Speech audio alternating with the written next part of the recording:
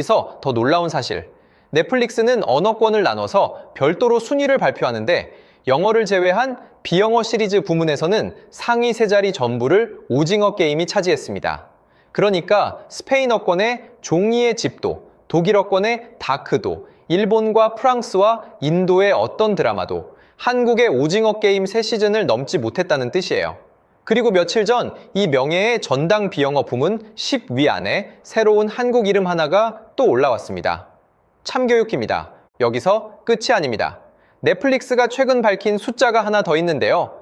전 세계 유료 회원 3억 2,500만 명 중에서 약 10명 중 8명이 한국 콘텐츠를 시청한 경험이 있다고 합니다. 사람 수로 바꿔 계산하면 대략 2억 6천만 명. 이 숫자는 미국 전체 인구보다 훨씬 많고 일본 인구의 2배를 넘습니다. 여기서 이상하지 않으신가요? 넷플릭스는 미국호 회사입니다. 캘리포니아에서 창업했고 본사도 미국에 있고 주식도 미국 나스닥에 상장돼 있습니다. 그런데 왜 이 미국 회사의 얼굴이 되어 있는 콘텐츠들이 전부 한국 것일까요? 오늘은 그 이상한 관계를 자금 흐름을 따라서 그리고 최근 몇 달 사이 벌어진 사건들로 풀어보겠습니다.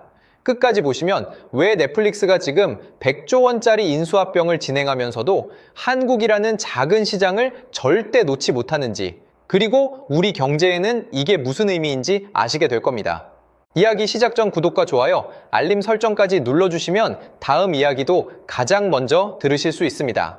넷플릭스는 매주 화요일마다 전 세계 시청 순위를 발표합니다. 최근 집계에서 비영어 시리즈 톱10 안에 한국 드라마가 몇 편이 들어가 있을 거라고 생각하시나요? 놀라지 마세요. 절반입니다. 그것도 서로 완전히 다른 장르로요.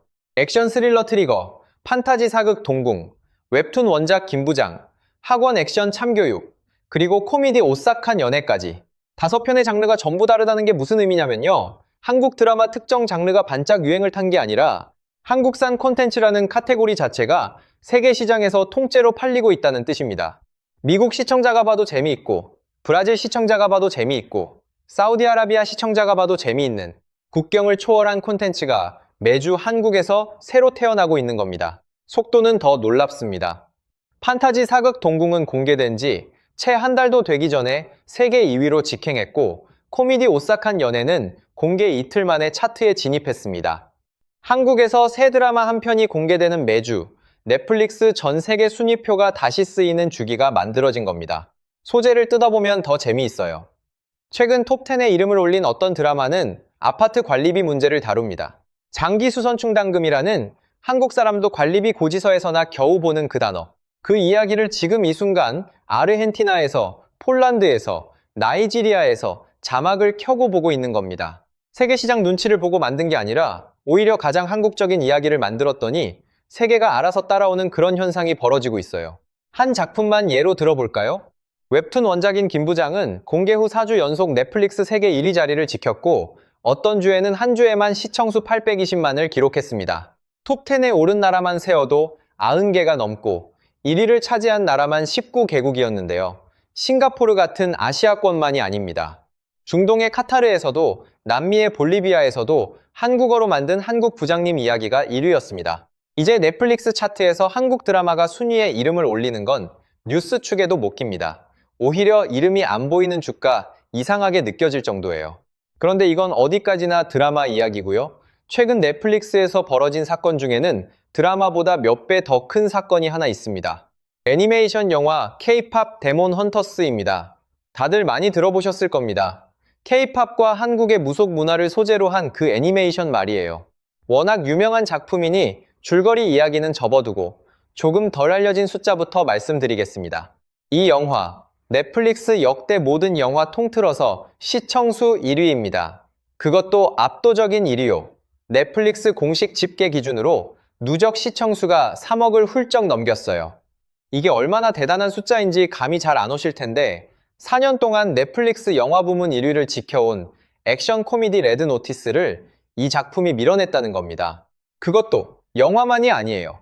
넷플릭스 전체 콘텐츠, 그러니까 드라마 시리즈까지 다 포함해도 이 영화는 오징어 게임 시즌1과 시즌2 바로 다음 자리, 세 손가락 안에 들어옵니다.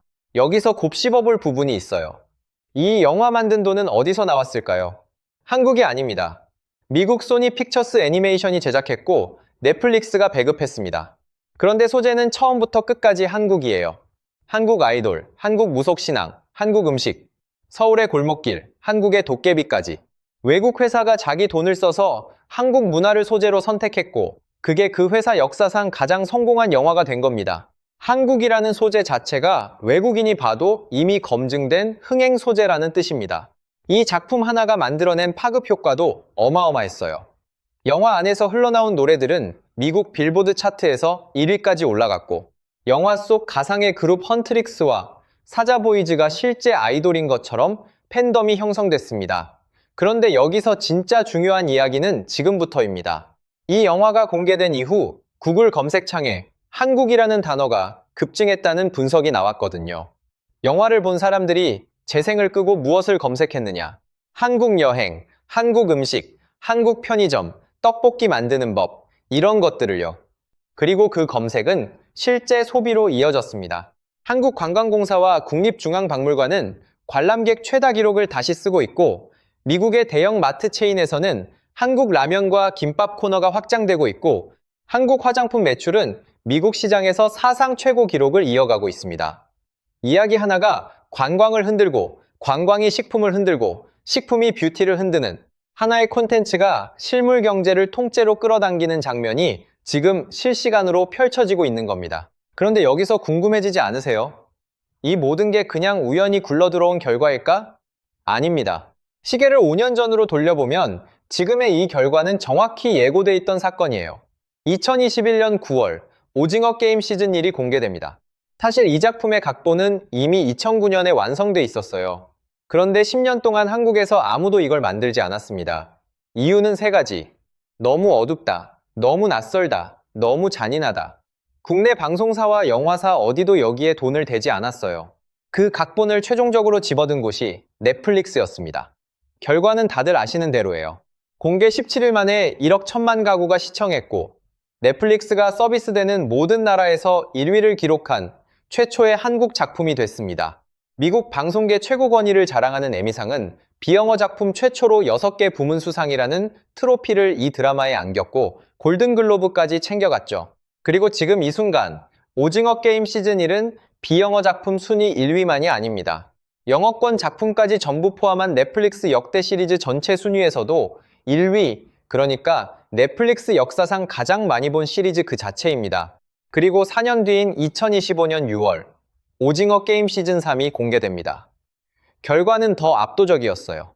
공개 사흘 만에 시청수 6,010만을 찍으면서 넷플릭스가 순위를 집계하는 93개 국가 전부에서 1위. 공개 첫 주에 전 세계 모든 나라 1위라는 이 기록은 넷플릭스 역사에 전례가 없던 사건입니다. 그리고 이 시즌 3은 공개 열흘 만에 1억 630만 시청수를 넘기면서 비영어 시리즈 흥행 3위에 안착했어요. 시즌 1이 1위로 2억 6,520만 뷰, 시즌 2가 2위 1억 9,260만 뷰, 시즌 3이 3위. 비영어권 명예의 전당 상위 3자리를 한 시리즈가 통째로 독점하는 초유의 일이 벌어진 겁니다. 그러니까 이건 한번 크게 터지고 끝난 이야기가 아니에요. 2021년부터 지금까지 매년 층을 하나씩 쌓아 올려온 5년입니다. 그리고 며칠 전 참교육이 비영어 톱10에 진입하면서 그 탑의 가장 위층이 새로 얹혔고요. 자, 여기서 진짜 질문이 나옵니다. 넷플릭스는 이 5년 동안 한국에 도대체 얼마를 썼을까요? 그리고 왜 그 큰 돈을 걸었을까요? 넷플릭스가 한국에 처음 들어온 건 2016년이었습니다. 진출 초반 몇 년 동안 넷플릭스가 한국 콘텐츠에 쓴 돈은 대략 7억 달러 수준이었어요. 그런데 이 규모가 오징어 게임이 터지기 직전인 2021년에는 한 해에만 5억 달러로 뛰었습니다. 초창기 5년치 예산을 딱 1년에 몰아쓰기 시작한 거예요. 그리고 판이 완전히 바뀐 게 2023년입니다. 넷플릭스 공동 CEO 테드 서렌도스가 그해 4월 한국을 직접 찾아왔어요. 그리고 발표합니다. 앞으로 4년 동안 25억 달러, 한화로 약 3조 3천억 원을 한국 콘텐츠에 투자하겠다. 이게 얼마나 파격적인 숫자냐면 그 전까지 7년 동안 넷플릭스가 한국에 쓴 돈 전부를 합친 것보다 2배 많은 돈을 절반의 시간에 쓰겠다는 선언이었습니다. 3조 3천억 원이 감이 잘 안 오실 텐데요. 오징어 게임 시즌 1을 100편 넘게 만들 수 있는 규모입니다. 외국 기업 하나가, 그것도 한 나라의 콘텐츠 산업에 이 정도 예산을 걸겠다고 대놓고 발표한 사례는 세계 미디어 역사에 찾기 어렵습니다. 넷플릭스 전체 예산에서 한국이 차지하는 비중은 어느 정도일까요? 현재 넷플릭스의 전 세계 연간 콘텐츠 예산은 대략 180억 달러 규모로 알려져 있는데, 이 예산을 언어별로 줄 세우면 한국어가 영어 다음, 그러니까 두 번째 자리까지 치고 올라왔다는 분석이 나옵니다. 영어는 미국, 영국, 캐나다, 호주 등 수십 개 나라가 함께 쓰는 언어예요. 한국어는 사실상 남한 5천만 명이 쓰는 언어입니다. 그 언어가 넷플릭스라는 세계 최대 플랫폼 안에서 영어 다음 자리를 차지하고 있는 겁니다. 인구 대비 체급으로 환산하면 실제 크기의 몇십 배를 해내고 있다는 뜻이에요. 여기서 아까 그 질문으로 돌아가 봅시다. 넷플릭스는 대체 뭘 보고 이 큰 돈을 걸었을까요? 답은 세 글자입니다. 수익률. 오징어 게임 시즌 1의 제작비를 아시나요? 2,140만 달러였습니다. 우리 돈으로 300억 원이 채 안 됩니다. 그런데 이 작품이 넷플릭스에 만들어준 가치는 약 9억 달러, 우리 돈 1조 2천억 원 이상으로 추정됐어요. 계산기를 두드리면 40배가 넘는 장사입니다. 비교를 한번 해보죠. 미국의 대형 판타지 드라마 중에는 한 회 제작비만 3천만 달러가 넘는 작품이 있습니다. 그러니까 오징어 게임 시즌 1 전체 제작비보다 더 많은 돈을 단 한 회 만드는 데 쓰는 작품이 있다는 거예요. 그런데 그런 돈을 들이부어도 오징어 게임만큼의 세계적 파급력은 만들어내지 못했습니다. 한국은 그 몇 분의 1의 비용으로 세계 1위 콘텐츠를 만들어냅니다. 넷플릭스 입장에서 한국이라는 시장은 가성비의 성지인 겁니다. 그런데 여기서 진짜 중요한 사실이 있어요. 넷플릭스가 산 건 유명 감독 몇 명이나 스타 배우 몇 명이 아니라는 겁니다. 넷플릭스 한국팀이 최근 공개한 내부 통계에 따르면 최근 3년간 공개한 한국 오리지널 작품 3편 중 1편이 신인 감독 또는 신인 작가의 데뷔작이었다고 합니다. 유명한 이름을 데려오는 게 아니라 어떤 신인을 넣어도 세계 수준의 결과가 나오는 한국의 제작 생태계 자체를 사고 있다는 뜻이에요. 10년 동안 아무도 안 잡던 오징어 게임 각본을 넷플릭스가 낚아채 세계 1위 콘텐츠로 만든 것도 같은 맥락이고요. 이 생태계는 최근 사례에서도 반복해서 증명되고 있습니다. 얼마 전 공개된 학원 액션물 트리거는 배우와 감독의 이름값만 놓고 보면 폭발적 흥행을 기대하기 어려운 조합이었는데, 공개 첫 주에 비영어 부문 세계 순위 상위권으로 직행하면서 수십 개 나라 톱10에 이름을 올렸습니다. 스타 없이도, 검증된 감독 없이도 세계 차트를 뚫는다는 게 한국 제작 생태계의 진짜 힘이에요. 이 생태계는 장르도 안 가립니다. 드라마와 영화만이 아니라 예능까지 세계 차트에 밀어 올리거든요. 요리사들의 서바이벌을 다룬 흑백 요리사는 시즌2가 나오자마자 넷플릭스가 분기 실적 발표하는 자리에서 CEO 입으로 직접 언급됐습니다. 자막을 켜고 봐야 하는 한국 예능이 미국 나스닥 상장사의 공식 실적 보고 자리에 등장하는 시대예요. 이 생태계는 사람도 세계 무대로 쏘아 올립니다. 오징어 게임에 출연했던 한 배우의 SNS 팔로워 수는 공개 시점 40만 명 정도였는데 드라마 이후 1,800만 명을 훌쩍 넘겼어요. 무명에 가깝던 배우가 몇 주 만에 세계적 스타로 바뀌는 이 현상에 아예 업계에서는 넷플릭스 효과라는 이름까지 붙었습니다. 신인이 들어가서 스타가 되어 나오는 공장.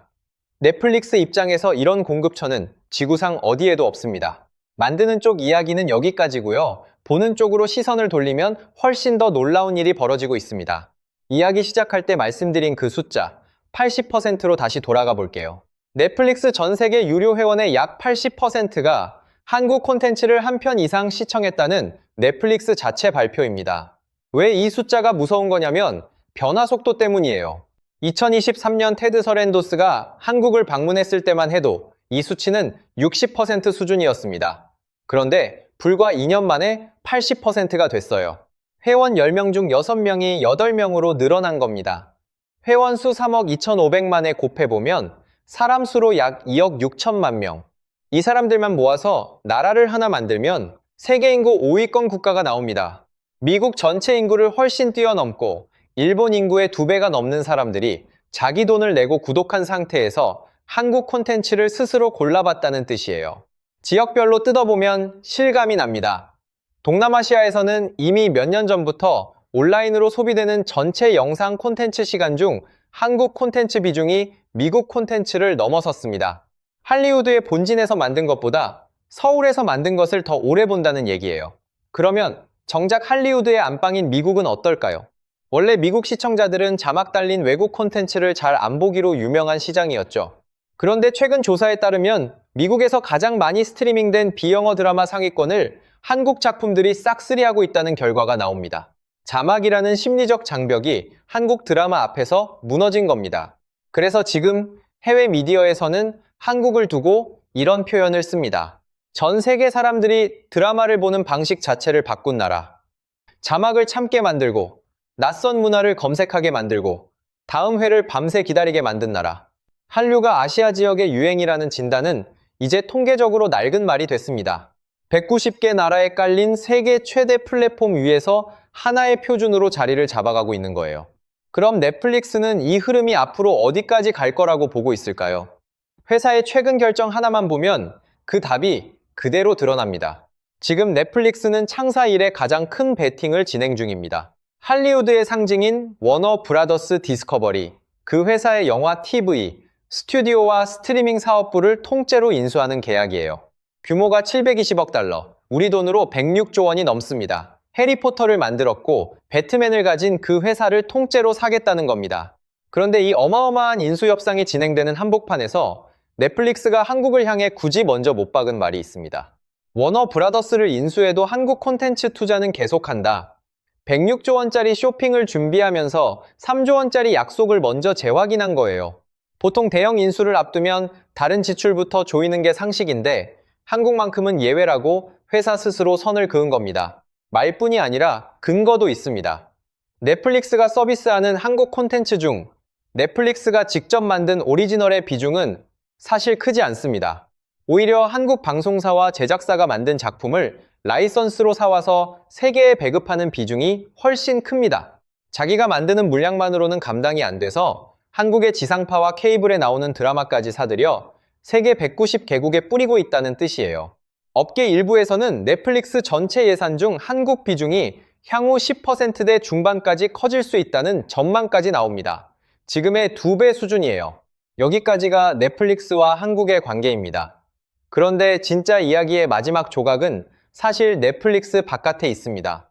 넷플릭스가 여러 나라 시청자 수천 명을 대상으로 직접 조사했어요. 결과가 흥미로운데요. 넷플릭스 사용자는 비사용자에 비해 한국 문화를 약 1.8배 더 긍정적으로 평가했습니다. 한국에 여행 가보고 싶다는 응답률은 넷플릭스 이용자 사이에서 70%대였는데 넷플릭스 안 쓰는 사람 사이에서는 그 절반 정도에 불과했어요. 다른 조사에서는 이런 결과도 나왔습니다. 한국 콘텐츠를 시청한 이후 한국이라는 나라에 대한 인식이 좋아졌다는 응답이 인도에서 70%대, 브라질에서 70%대, 드라마 한 편이 지구 반대편에서 잠재 관광객을 만들어내고 있다는 뜻이에요. 이걸 화폐 단위로 환산한 연구도 있습니다. 한국콘텐츠진흥원이 최근 발간한 보고서에 따르면 한류 산업 수출이 1억 달러 늘어날 때 화장품, 식품, 관광 같은 연관 산업의 수출이 약 2억 200만 달러 함께 증가하는 것으로 나타났습니다. 콘텐츠가 직접 벌어들이는 돈보다 콘텐츠가 열어놓은 문 뒤에서 벌리는 돈이 2배가 넘는다는 얘기입니다. 같은 보고서에 따르면 한류 수출 1억 달러 증가는 국내에서 약 5억 7천만 달러, 약 7,800억 원의 생산 유발 효과, 3,300명 이상의 취업 유발 효과를 만들어냅니다. 콘텐츠는 이제 한국의 주요 수출 품목 안에 자리 잡았고 게임과 음악을 합친 K 콘텐츠 수출 규모는 2차 전지 같은 전통적인 산업 수출을 넘볼 수준까지 성장했습니다. 드라마와 영화가 자동차와 어깨를 나란히 하는 수출품이 된 시대인 겁니다. 넷플릭스가 이런 조사를 자기 돈 써서 하고 언론에 뿌린다는 것 자체가 의미심장합니다. 한국 콘텐츠가 단순한 오락 상품이 아니라 사람들의 마음과 지갑까지 움직이는 자산이라는 걸 회사 스스로 증명하고 싶어 하는 거예요. 이걸 넓게 보면 이런 그림이 그려집니다. 넷플릭스는 이제 한국 드라마를 배급하는 회사가 아닙니다. 한국이라는 브랜드 전체를 190개국에 유통하는 회사가 된 겁니다. 그리고 그 유통망이 커질수록 넷플릭스는 한국이라는 공급처에서 빠져나올 수 없는 구조 안으로 스스로를 밀어넣고 있어요. 역사를 되짚어 보시죠. 60년 전 세계 미디어의 중심은 뉴욕의 방송사들이었습니다. 20년 전 그 자리는 할리우드의 스튜디오들이 이어받았습니다. 그리고 세계 엔터테인먼트의 무게중심은 언제나 콘텐츠를 가장 잘 만드는 도시로 이동해 왔어요. 지금 그 무게중심이 어디에 놓여 있는지 넷플릭스의 결산 자료와 순위표가 스스로 답을 하고 있는 셈입니다. 서울입니다. 세계에서 가장 큰 유통망을 가진 회사가 세계에서 가장 잘 만드는 공장의 손을 놓지 못하는 관계. 이게 지금 이 순간 넷플릭스와 한국이 서 있는 좌표입니다. 이제 이야기를 시작할 때 봤던 그 순위표로 돌아가 볼까요? 넷플릭스 역대 시리즈 전체 순위 탑10 중 한국 작품 3자리, 그리고 비영어 부문에서는 상위 3자리 전부. 이 표에서 한국을 걷어내면 어떻게 될까요? 전체 순위에서 3자리가 뻥 뚫립니다. 비영어 부문에서는 1위, 2위, 3위가 통째로 사라지고 방금 진입한 10위 참교육까지 함께 지워집니다. 넷플릭스가 자기 홈페이지에서 자랑하고 있는 명예의 전당의 절반이 그야말로 텅 비어버립니다. 넷플릭스 최대 영화 흥행작 K-팝 데몬 헌터스도 소재를 걷어내고 나면 형체가 남지 않습니다. 대신 배우 이정재가 국제 무대에서 받은 상들, 배우 임시완이 세계 팬들에게 알려진 무대, 감독 황동혁이라는 이름에 전 세계적 인지도까지 함께 사라집니다. 돌이켜보면 신호는 계속 있었어요. 회원 3억 명 중 10명 중 8명이 한국 것을 받고, 예산의 두 번째 기둥이 한국어였고, 100조 원짜리 인수를 진행하면서도 한국 투자만은 계속하겠다고 먼저 못 박았습니다. 이 회사의 결산 자료, 어느 페이지를 펼쳐도 한국이라는 두 글자가 지워지지 않는 구조입니다. 그리고 이 구조가 우리에게 무슨 뜻인지 마지막으로 정리하고 마무리하겠습니다. 한국 콘텐츠가 강해질수록 한국 화장품이 팔리고, 한국 라면이 팔리고, 한국 관광이 팔리고, 한국이라는 국가 브랜드 자체의 가치가 올라갑니다. 이건 개별 산업의 이야기가 아니라 국가 경제 전체의 새로운 성장 엔진에 관한 이야기예요. 반도체와 자동차 다음의 한 축이 지금 서울의 촬영장과 스튜디오에서 만들어지고 있는 겁니다.